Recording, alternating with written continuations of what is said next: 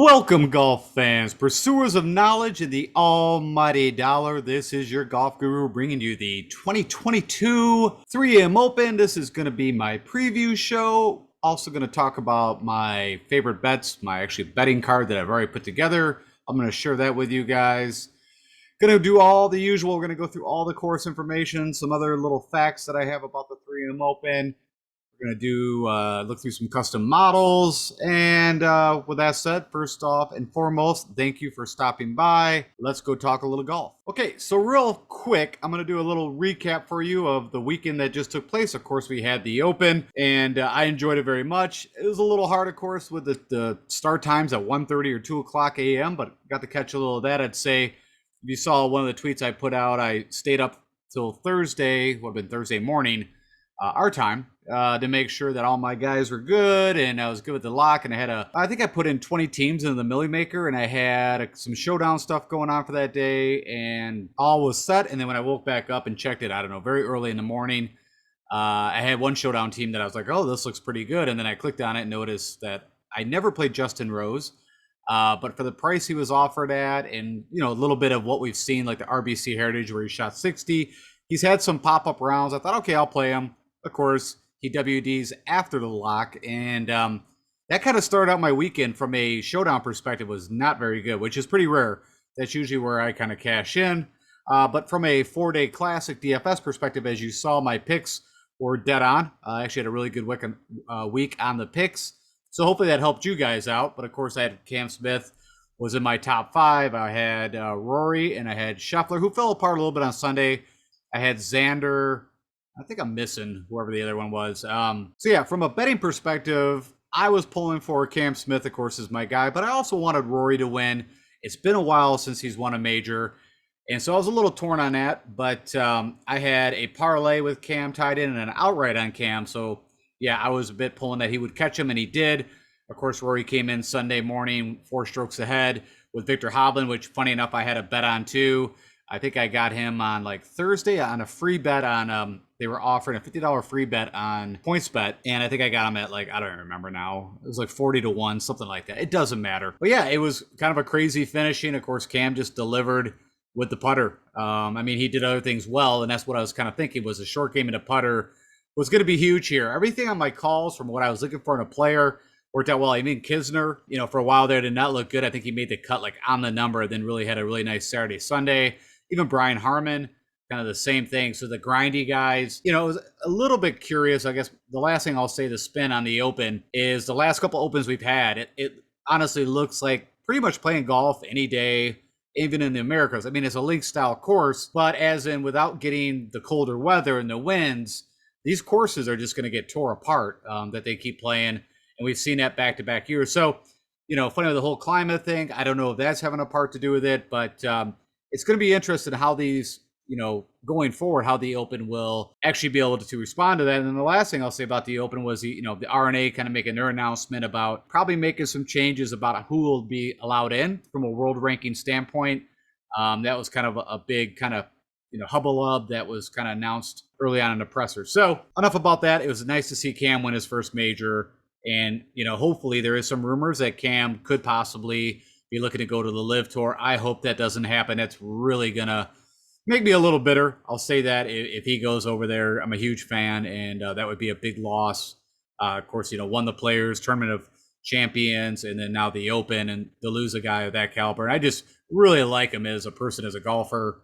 Everything I've seen about him, it's cool to root for a guy like that. All right, and then real quick to the right, of course, the Barracuda took place, and this was the parlay. So the picture on the right would have been Michael Thompson, Blackbeard, as you guys know, has been following me for a while. I parlayed those guys, of course, previous to the tournaments, and it would have been a really huge payday. We'll just put it that way. If somehow, and Michael Thompson came into Sunday morning T7, but just really didn't do a whole lot. And Ches Reavie, I did some live betting. I mean, it's kind of funny. Barracuda, they took away the betting if you try to bet it previous, like Saturday night.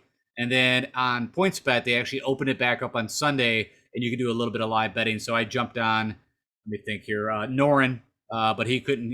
I think he missed by 1 point. Of course, they use the modified Stableford system. It's the only tournament that does that. And if you're curious, what is that? It's pretty much almost like what we see on DraftKings pricing.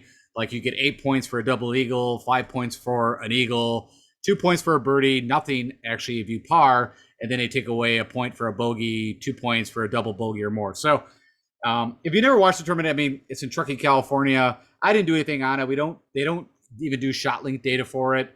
But it was kind of fun to bet on and try to do some parlays. So I was really hoping for that. But Ches Reavie struggled in the beginning on Sunday and they actually held out and won. I think that's his first win since 2019. He won the Travelers. So good for Ches. I mean, he was starting to play some good golf.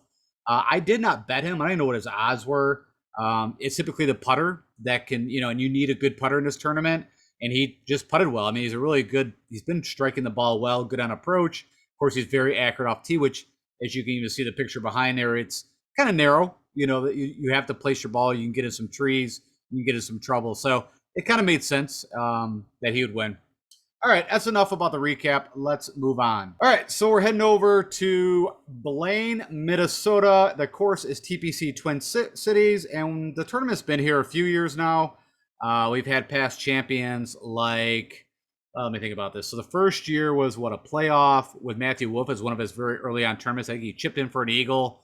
And if I remember right, it was like DeChambeau and maybe Morikawa, that if he wouldn't have chipped in for that eagle, I think it would have went to a 3-hole playoff.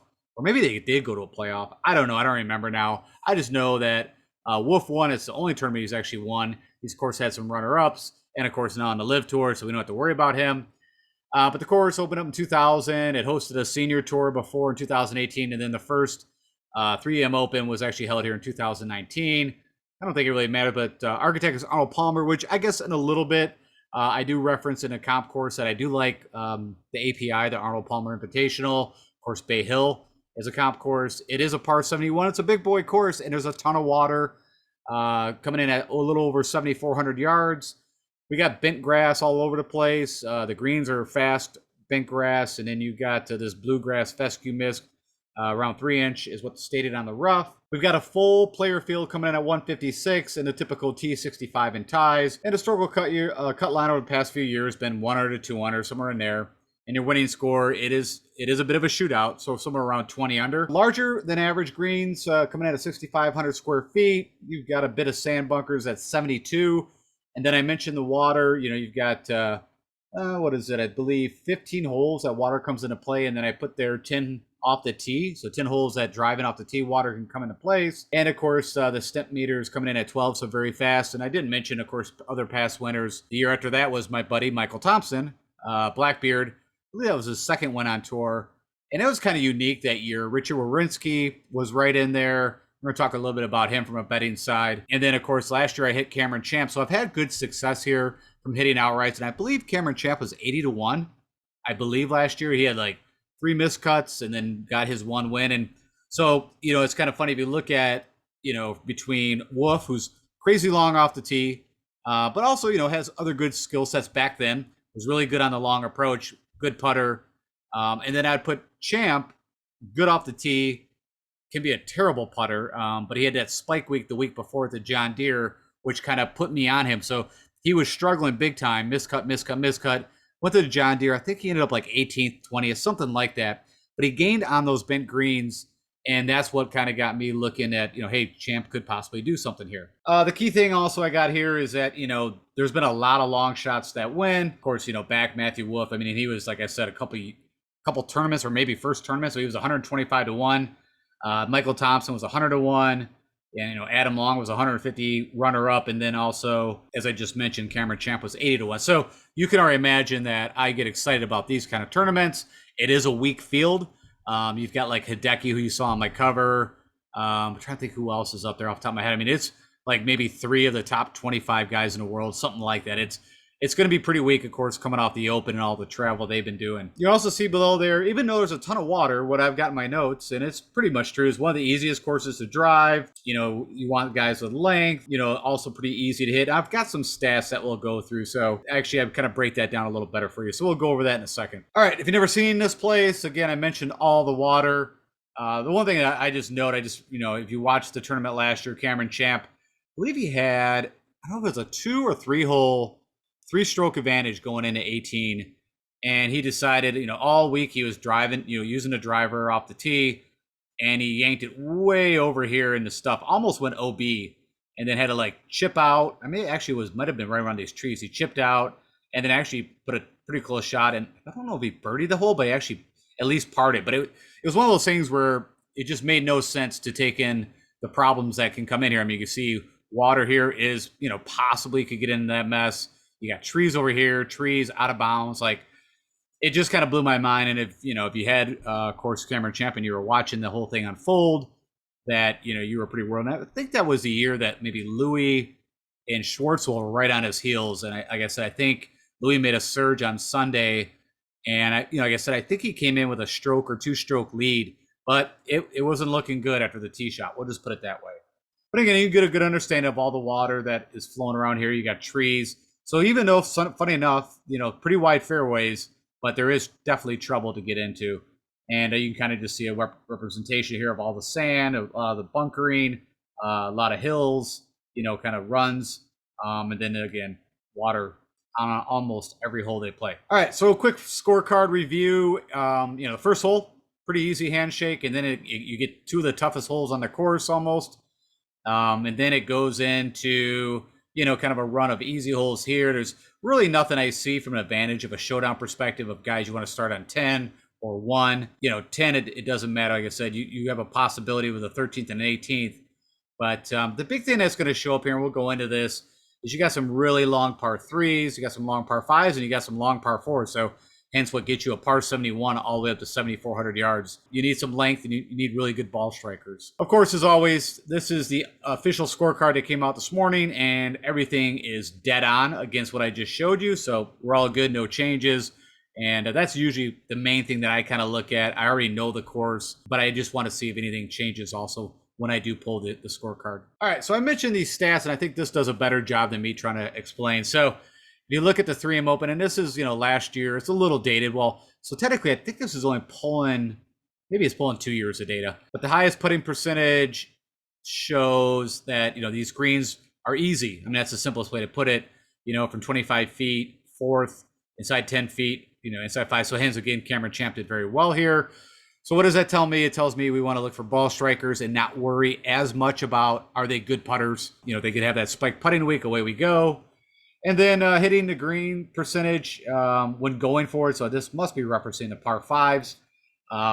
It's one of the, again, very large greens, just showing that it's right up there. Sedgefield, Waialea, Torrey Pines, and then Detroit Golf Club. And then the last thing is that the par 3 hole ranking. So they do have some of their par 3s are some of the toughest that they face on the PGA Tour. And that's a big thing that I'm putting in the model and that I'm looking at, to make sure we're representing that. Because like I said, we'll go into that when I get into stroking stuff. But again, just some stats.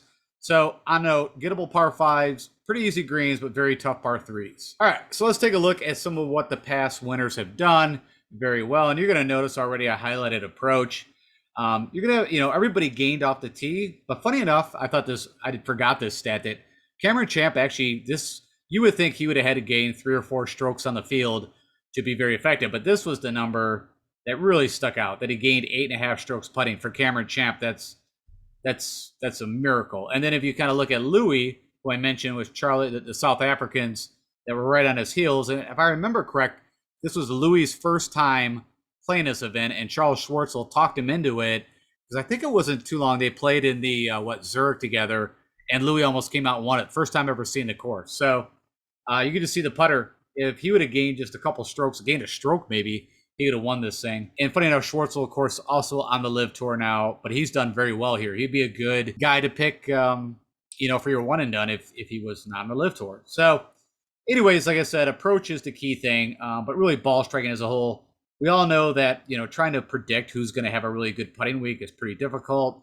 I will say one of my favorite comp courses to use will be where they play the Honda Classic is PGA National. And of course, Keith Mitchell's a past winner there. I think there's a lot of similarities. How the course plays. Now it is Bermuda greens, but all the water, you have to be a really good ball striker. And I do believe that's a par 71, but it's definitely not as long. It's not 7,400 yards. I think it falls around 72. for 7,100. All right, let's look at another previous year. So here's my Blackbeard when he did well. And like I said, this is the one that I think, I don't know, is a little different. Again, I mentioned Schwartz. So look at how many guys came in third. That's crazy. But yeah, Michael Thompson, who, again, went in Fuego with the putter, did really good on approach, but again, did not gain really out off the tee. That wasn't as strong. You had Adam Long, good showing across the board. You had Max Homa, good showing. Bobby Shelton, which is so funny when I see him. I still have no clue. I'm guessing he's still trying to get his card back down on the Corn Ferry. Richard Wawrinski, we'll talk a little bit about him, right? You guys have heard me talk about this guy in this tournament because it was kind of unique that those guys would be at the top of the field. There's our buddy Alex Noren. I don't believe is in the field. He just played at the Barracuda. And then an interesting factoid about Alex Noren, if you did not hear, of course, he was actually over in St. Andrews, hoping that he was the first alternate, but it didn't look like anybody was going to withdraw, so he jumped on a plane, flew over to Truckee, California, and almost won the Barracuda. But then, of course, as soon as he, got to California, he was notified that Justin Rose did withdraw, but neither here or there. It worked out well for him. And again, you'll see approach all is lit up around the greens, a little suspicious. Again, putting's kind of, up or down. Okay, and the last one, we'll look at the first year was played here. Of course, as I mentioned, Matthew Wolf, and there you go. So that was, I believe it was a playoff, or they were on the 18th hole and he chipped it. I just forgot for Eagle. But neither here or there, again, you can just see approach was king. Putting, funny enough, was not as big. It was just the approach. But you also got to remember, if you're sticking it within 3-4 feet and you're making your putts, you're not going to really gain a whole lot of strokes. It's the longer putts that you hold that, gives you gain strokes against the field. So sometimes stats can tell a goofy story. Adam Hadwin also from a one and done is actually an interesting play. He's also had good success here. But there again, you can see some bombers. So, Wolf, DeChambeau, Wyndham Clark, even Sammy Burns, you could kind of put those guys all in the class of, bombers. All right, so that gives you an idea of what we're going to be focused on. I mean, it's no shocker. Approach typically is always king when you're doing stroking analysis. So with that said, how I'm rating this and what I think you need to do to win at the 3M Open, or pick the right guys for your DFS lineups, or even from a betting perspective. From a stroking analysis, approach number one, I think ball striking, you could flip-flop these, but I'm going to weight both of these heavily. Off the tee, even though it's not as big or shown up in the past here, I still think it's something that you need with all the length of some of these holes. We're going to look for guys that, do well putting on bent. If there's two procs to the pins that come up a little more than the others, 175 to 200 comes up 20%, and then this 200 plus comes up 24%. So when you see these kind of numbers, it always goes back to good ball strikers. First and foremost is what I play, and then worry about the putting later. Also got these long par threes. So I mentioned there's 200 to 225. You got one over 225. And then I believe one's around 175. The other one is 4 par threes. You've got these long par fours, 3 of them between 450 and 500. And then you got 2 of them 500 plus.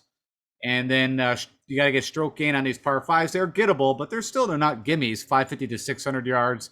You're going to need to score birdies and eagles. And then, of course, I'm going to put birdie or better opportunities. So that's what the custom model is going to get put in. So with all that said, the custom model that I'm showing you here that I ran, this is no filters, and it is looking at the past 9 tournaments or 36 rounds. And also I'm going to do one, because it's recent form, I like a little more earlier sample size, but here's a more larger sample size. I mentioned ball striking weighted heavily at 20%, approach at 20, 10 off the tee, putting at 5, and then you got those procs at 5, the par 3 to par 5, and the par 4, all at 5s. Birdies at 10, 5 on eagles, and 5 on birdie or better. And then with that said, you pump it in. And the names that pop up look good to me. Of course, Tony Finau, you got Matsuyama. So some of the higher up elites that are in this field. Davis Riley, who's been playing great golf. You got my boy Svensson, the Canadian, who I'm trying to think. I think he showed up and had a chance to win the Barbasol. I don't think he was in the Barracuda. You got Chris Goddard, which the rookie on the field that's been just popping up all over. You got my buddy Austin Smotherman, great ball striker. Mark Hubbard also showed up, had a chance to win the Barracuda and the Barbasol. He showed up. So just so you know, if you, of course, haven't been watching the alternate tournaments, he has been playing good golf, at least out of that field. Then you got Sungjae Im, who's just been bad as far as I'm concerned. I think he's been bad all year, in my own personal opinion. You got Cam Davis, who I think makes sense. He also almost had a chance to do something on Sunday at the Barracuda, just couldn't make a putt, to be honest. But of course, his one win, which is coming up with the Rocket Mortgage. Bent green, some similarities to what this course demands, but a really good ball striker is just if the putter works or not. Brendan Steele is going to show up a bit, right? He's been same thing. I mean, amazing ball striker's got quite a bit of distance off the tee. Just the putter is what holds him back. Neesmith, you got Tom Hoagie, Duncan, JT Poston, of course, who just won the John Deere, and then CT Pan, who's been popping up here or there. All right, now if you pump it and just want to look at the last 3 tournaments, everything's the same. Just let's take a smaller sample size and a more recent sample size. It goes Steele, Finau, JT, Matz, Nick Hardy, Davis, Svensson, Goddard, Glikic, which is kind of crazy. I mean, that guy's usually always been terrible, but it's been playing good golf. Another Canadian. You got Hubbard, Thigala, which I also am interested in from a one and done. So I'd say right now my top 2 one and dones that I'm looking at and who I have available out of this field would be Thigala or maybe Hadwin. You got Tyler Duncan, CH3, Davis Riley, and then my buddy Griot, who has been making a little more, a little better shows and not just keep miscutting every time. But again, great ball striker, typically just usually a horrific putter, which funny enough, not as bad as I would think. But you see off the tee and ball striking right there. All right, even though we don't have that large of a sample size, right? They've only played, 3 tournaments here. This will be the 4th. You can still do some history at Twin Cities, see what comes up. And then funny enough, against my model, this is just looking at TPC Twin Cities. It comes up Finau, Matz, Hadwin, Davis, Mateus Schwab, Bo Hoag, which is interesting because he showed up, what was the previous tournament he was at? Doesn't matter. I think it might have even been the Barbasol where he popped up. And I think I picked him for the Memorial because his dad or something was a superintendent or something like that. But that did not work out. Bryce Garnett, Svensson, Tringali, who had that crazy 61 at the Scottish Open here recently. Henrik Norlander also, I think he was either at the Barracuda, but I'm trying to remember it was at the 54 hole. He was right up there on the leaderboard. Maybe it was after 36 holes. Was either leading or right there leading that tournament. Again, that was for the recent Barracuda. Adam Long, Fratelli also got a lot of pop in the bat.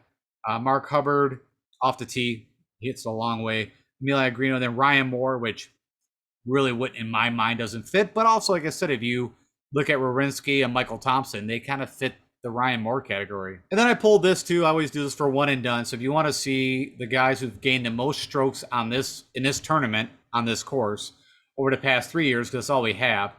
Again, Finau number 1. You got Tringali, who also could be a good one and done.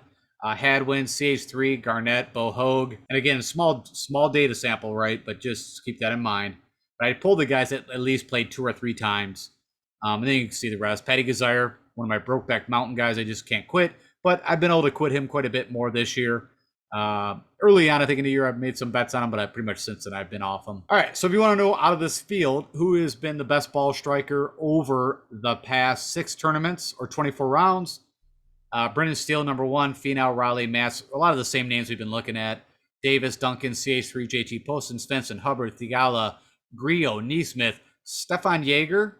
He comes up on something else I think is interesting. I bet him. And Lucas Glover.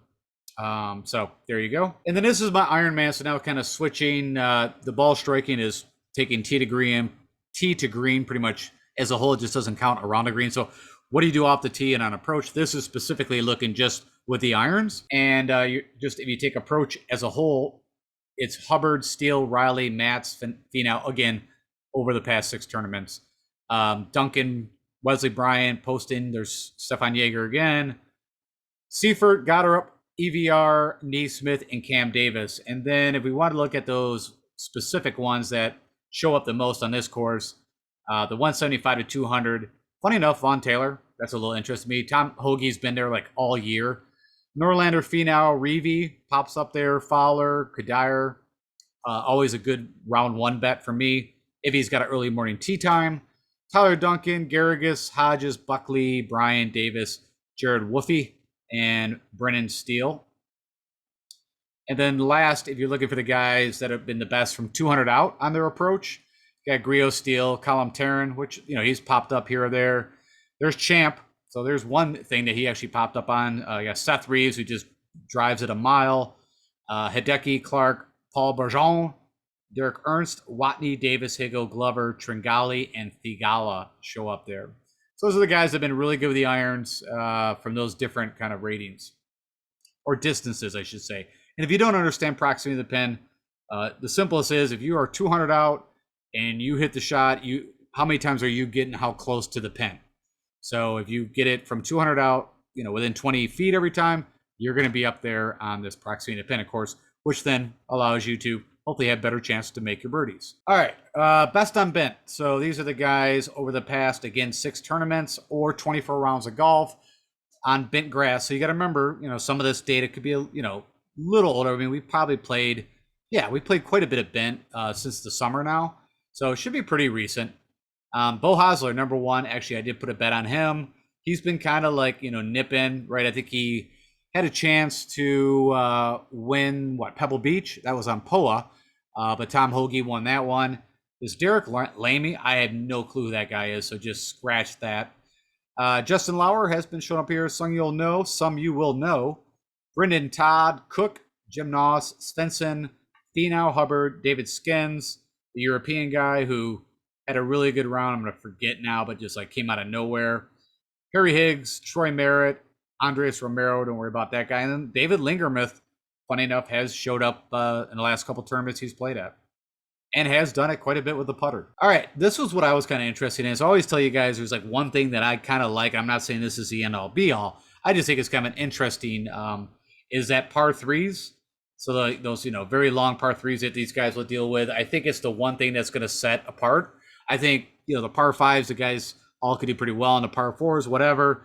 But these par threes, whoever manages the best and makes their pars or even a possible birdie probably could end up winning this tournament. And funny enough, Stefan Jaeger, over the past 6 tournaments or 24 rounds, leads in that category. So I actually bet the guy. I think I bet him. I don't have the numbers here, but I will tell you, if you're going to make bets, go on to DraftKings Sportsbook, because I looked at my points bet or whatever. I didn't go through all odds checker, but the 2 that I use, and right now it looks like DraftKings Sportsbook has the best odds.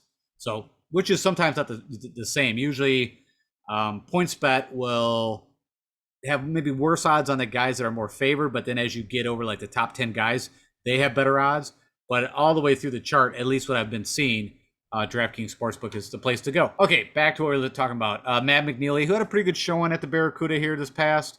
So he has been playing golf, even though you didn't see him at the Open. You got Cook, Todd, Ernst. There's my buddy Michael Thompson. So that's interesting. I'm trying to remember. I don't know if I put a bet on him yet. I'm a little out on it because I don't like his odds. I think he's 60 or 80 to 1 just because he's a past champion here. But did have a good showing at the Barracuda. But again, really weak field. Pretty easy course. Vaughn Taylor, Landry, CT Pan, Arjun Atwal. Hello. Emiliano Grillo, Steele Clark, Cam Davis, and the Birdman, Jonathan Bid. That's your guys that have been doing well from these long par threes. All right, from a comparable course, there's not a ton that I'm super excited on this one, and I'll tell you why. So it's kind of unique, this course, right? It's got the distance, but it's got a ton of water. So I think it's like kind of similar to the Honda Classic, but that's Bermuda. It is not as long. So I'd say that's probably my favorite comparable. You need really good ball strikers there. It kind of just makes sense to me. I think you can leverage Arnold Palmer at Bay Hill, as I mentioned. Very similar in yardage. There's quite a bit of water there, but it is Bermuda greens again. The Wells Fargo now is a bent grass on the greens, has the distance, but really not the water presence, right? I mean, that's more the tree line and elevations. And then again, another Florida course that I think kind of makes sense is the Valspar, where you have to be a really good ball striker, right? Sammy Burns won. Paul Casey won the 2 years before that. So I went with 4, and when I did that and plugged it in, these are the guys that came up. And if you see these stars, I bet them, and we'll talk a little more about that. But funny enough, Danny Lee, under my model, comes up number 1 against these comp courses. Of course, I'm taking in TPC Twin Cities, so 5 courses in all. And then Finau, who just keeps showing up on everything. Davis, Neesmith, Steele, Matsuyama, Smotherman. Now you got to keep an eye on this. That's only 6 rounds on all those different courses. You got Garrigus, which that could be some older stuff. You got Dwally Vanderwall. I don't like that. Kevin Chappell, again, that could be some older stuff. He did play at the Barracuda. Really didn't do anything. I think he made the cut. That's about it. Got Hadwin. Richard Wawrinski. Take a moment. I'll talk about him while I'm thinking about it. So I think he's 500 to 1 if you bet him outright, and he's 40 to 1 top 10. So I bet him top 10 because, funny enough, the only place that guy's done anything is on these courses that we're looking at. And so it's kind of a quinky dink where I think he's had like 5 or 6 missed cuts in a row. But the only good finish I think he's had this year was at Valspar. You know, when Burns won, I think he had like an 18th. Of course, I showed you he had a good showing at the 3M a couple of years back. He had a good showing at the Arnold Palmer. Like, it was just kind of very odd. So, you know, I'm not saying bet the farm. I'm saying, you know, we want to throw a few bucks on it. And I've also been betting him here or there. So I was like, you know what? Just on that happenstance that somehow he comes here again and just finds something, I got to put a couple bucks on him. You got Ryan Palmer, Nick Taylor, and Jason Day who show up against these. Ryan Palmer, like I said, he's been very hit or miss, but kind of fits that model of a really good ball striker, can be horrific with the putter. All right, so you're going to notice this is quite a few. Typically, I give you like my favorite 5 bets, typically kind of long shots, and then I give you my super long shot. I don't have time to kind of go on all that. So what I'm doing is I'm just telling you guys, here's all the guys that I already bet. Now, you know I'm a sucker for the long shots, and that's the reason why I even bet. I like the DFS side, but the only thing I bet, I don't like betting the guys that are 10 to 1. I just don't do it. And you could sit there and say, well, if you took all the money that you bet on the long shots and bet the favorites, but how many times, especially in these kind of tournaments, the favorites don't typically win. So anyways, the favorites that I think, are probably like Steele. I think it was, and again, I don't have the odds. Fantasy National didn't have pumped in yet. But you could tell by the pricing, he was probably like 40 to 1, something like that. Goddard was around the same. But any of these guys in the 6s and 7s, you're getting into the 100 to 1s, 150 to 1s. I thought Doc Redman, for whatever reason, I think it's a very interesting bet. Again, has shown really not a whole life since, like the vacation swing he showed up a while ago. But he typically is a really good ball striker, just terrible with the putter. Like a Norlander fits that. He also, I mentioned, I think, had a good showing at the Barracuda. Curedeck, Abby Barnrat, I mean, brutal, but again, typically a great putter. Not even that bad, but around the green. I think really good ball striker. Typically not so great with the putter, but good around the green. Ryan Brem, who, just hits the ball a country mile and it got his first win at, and I'm going to forget now, I don't know if it was Corrales. It was something like that. But he hasn't done a whole lot since. Brandon Hagee, he's just kind of a FOMO bet for me. He hits the ball a mile, can get very hot, and I think he lost to Honda. So the Honda, he had a chance, was in contention. Brandon Matthews, if you don't know who that guy is, he is a Corn Ferry guy. Must have got a sponsor exemption, but he hits the ball ridiculous, like above and beyond Bryson. And then that's no joke. Like he's hitting like a 9-iron, like 200 yards. He hits his drive, but he doesn't know where it's going most of the time. But he does have length, and he does have a win on the Corn Ferry a couple months ago. Joseph Bramlett, same thing. Hits the ball a mile. Has showed up a little bit here or there, but typically just terrible putter. Adam Schenk, I've just been waiting on forever to get a win. And thought Bill Hosler, I mentioned the putting thing, been really good on Ben Greens, and he's showed up here or there. You got the Smother Man, great ball striker, same thing, not the greatest short game. The Glover, Clark. Garrick Higgo, funny enough, has been showing some life, right? He made the cut at the Open. I don't know where he ended up. I know he was like top 20 at one time. Also had like a T18, maybe it's a Scottish. So I don't know if it's links golf, what's going on there, but he has been playing some better golf. Of course, he's got his win at the Palmetto, which I don't remember now if that was Bent or Bermuda. But there's some similarities to, and I'm going to forget the name of the course now that they played for the Palmetto. But anyways, Neesmith, Griot, Goddard, I think I already went through these. So that's my betting card. And Richard Wierenski I also bet him. He's just not on this list. It was a late ad. But you can see this course tends to allow for, you can see the field is pretty weak. And there has been some high odd guys. So when I see that, I strike hard. And there'll probably be even more bets. But right now I got a pretty big card trying to hit that, 100 or better to 1. All right. And with that said, that is my show. And that's funny. This is actually my older slide from last year, but that's fine. I didn't replace it. I forgot. But you can see this was way back, Matthew, Mr. Wolf, and Morikawa. So it had to be a playoff.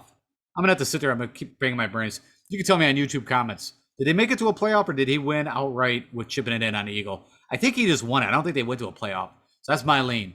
Do me the honor and a favor. Click that like button and share it with anybody else. If you're not a subscriber, please do so, and follow me on Twitter for all my witty banner and quick updates. But, hey, there was nothing I could do about the Justin Rose. Even I didn't get it. So I think he was over 11% owned in the Million Maker, too. So I guess I wasn't the only person that was thinking about playing him. All right, guys, take care. I will have my picks and odds, or my picks show and before the lock. I think I'm going to combine those. That will probably come out Wednesday. So we'll just have the most up-to-date information. So nothing tomorrow. Check me out Wednesday, and I'll talk to you guys later.